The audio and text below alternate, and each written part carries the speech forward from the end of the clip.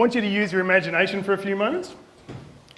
I want you to imagine that as you're sitting there listening to me today, that the person sitting next to you takes a phone call while you're trying to listen. Now I want you to imagine that a couple of the people sitting behind you start a conversation. Maybe they're talking about a TV show you like to watch, or maybe they're talking about a problem that they don't know how to solve, but you do. Imagine that's happening while the person's sitting next to you on the phone, while you're sitting there trying to listen to the talk. Now imagine that on the other side of the room from where you're sitting, somebody starts playing music. And they're having a good time, laughing and cheering and carrying on. Imagine that's going on. While the people behind you are having a conversation, while the person sitting next to you is still on the phone, and while you're trying to listen to me talk.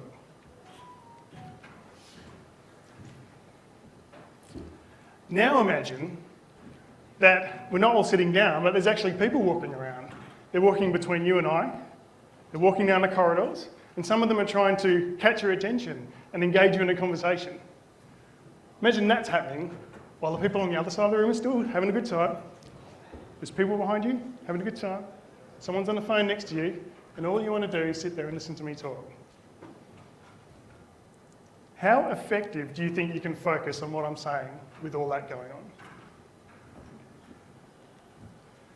So modern workplaces have trended towards these open plan working environments. And the people who plan these workspaces do it for a number of reasons, but mainly they think that people collaborate more efficiently in this sort of environment. And they also do it because they don't have to put up internal walls or partitions and move them around as the structure of their organisation changes. To workplace planners, open plan working is a win-win situation. There are no downsides. But what they fail to recognise is that only about half the human population work positively under these conditions. In the 1920s, a psychologist called Carl Jung popularised a theory. It was the theory of the personality trait continuum. It was the theory that people's personalities can be categorised between two extremes, between introversion and extroversion. Now, the theory is actually quite detailed, and it's too complicated to be absorbed into common knowledge. So what happens is that popular culture has distilled it down into three generalisations. That extroverts are energetic, outgoing and social people. That introverts are shy, reserved and solitary people. And that people only exist in one point all the time along this continuum. Now, these interpretations are useful, but they're also very damaging. They give us a basic understanding of what personality traits are, but they ignore the properties of the continuum. That personalities exist along this infinite spectrum between the extremes of introversion and extroversion. And that one person, while remaining in a general area, will move around over time.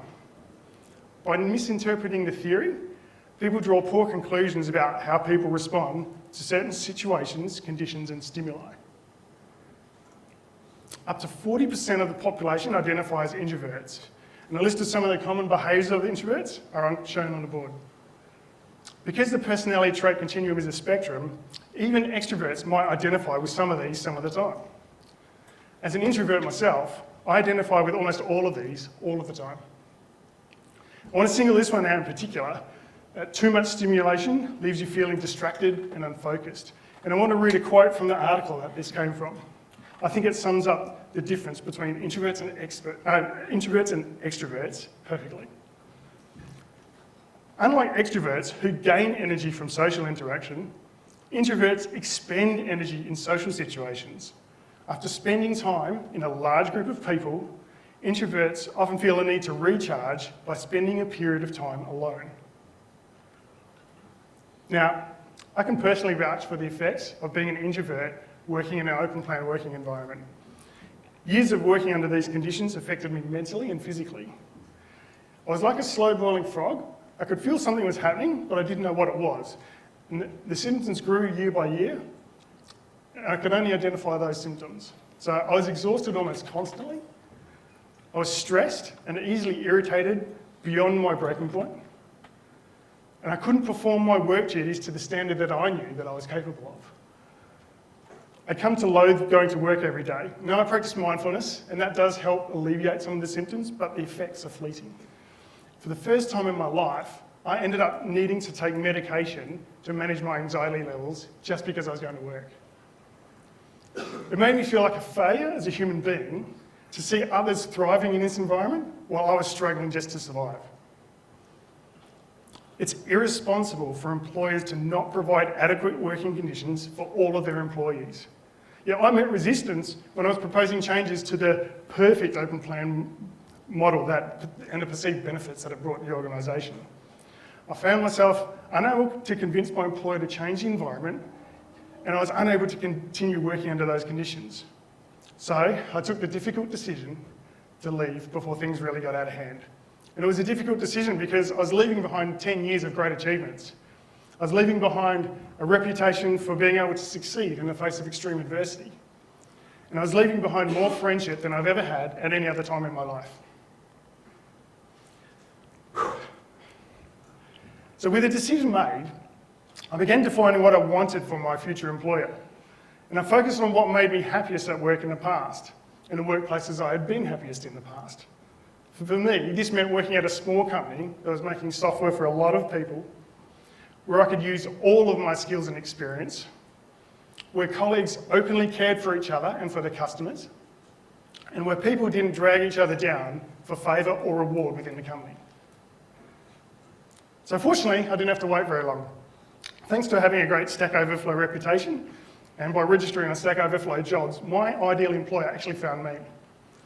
My current job is all the things I wanted, with the added benefit of being 100% remote. I currently work from my home in Perth for a company called Drawboard. They're a Melbourne-based startup. They're quite mature, they're already achieving success, and we're heading to a bright future together. Now, landing a remote job is fantastic, but being effective and successful in it is not guaranteed. After hearing stories from conferences like this and from friends, I had a good idea of some of the challenges I was going to face going into it. Now, I'm a proactive preparer, so I came up with a simple action plan. I was going to make my environment work for me, I was going to make my tools work for me, and I was going to establish a strong digital presence to overcome the lack of a physical one. So after a year at Drawboard so far, I'm happy to say that this approach is working great. I easily transitioned into remote working, and I succeed at exceeding the expectations of my colleagues every day. My personal happiness levels are back to obscenely high levels, thankfully. So here's how I executed on this plan.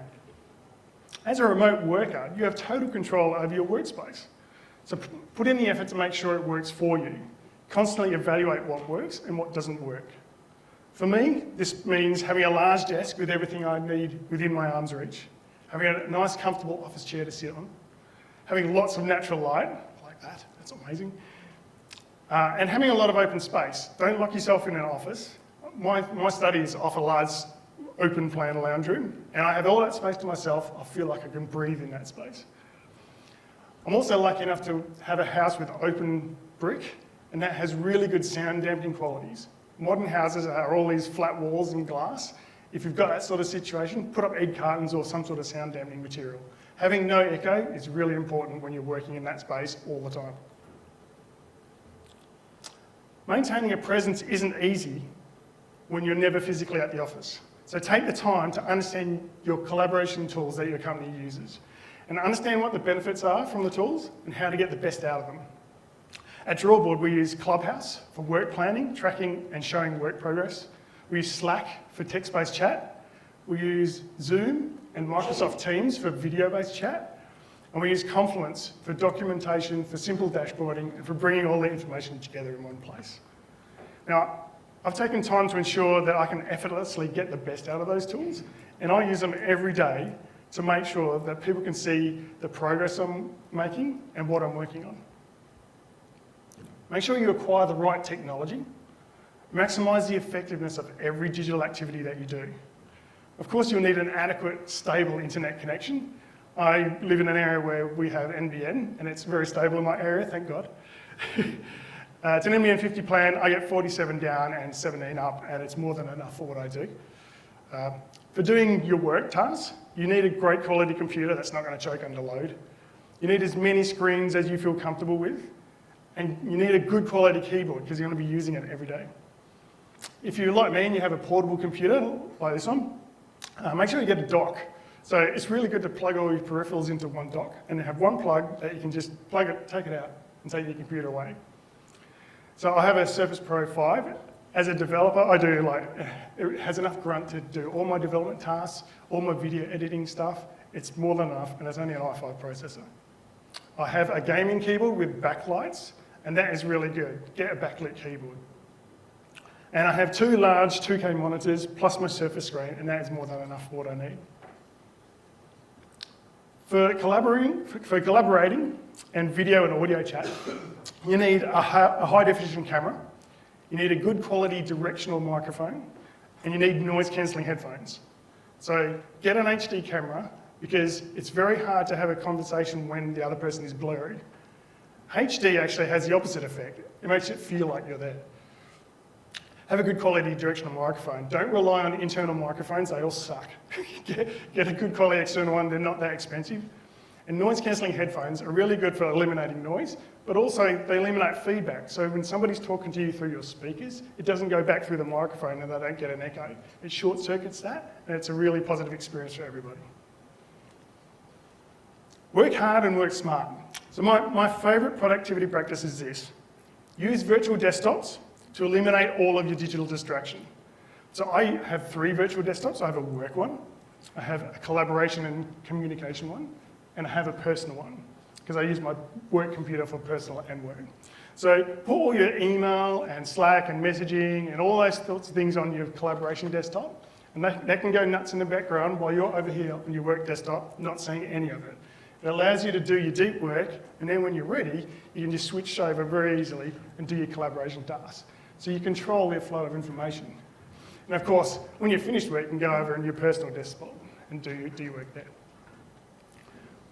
Be involved in as many Slack conversations as you need, but also as many as you can stand.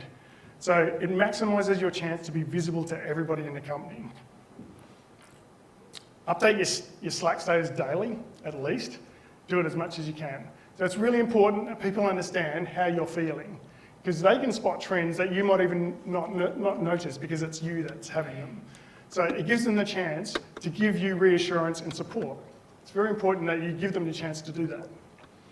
Shout out when people are doing great things to help you. Shout out when you are doing great things to help other people. And shout out when things aren't going well or not going right.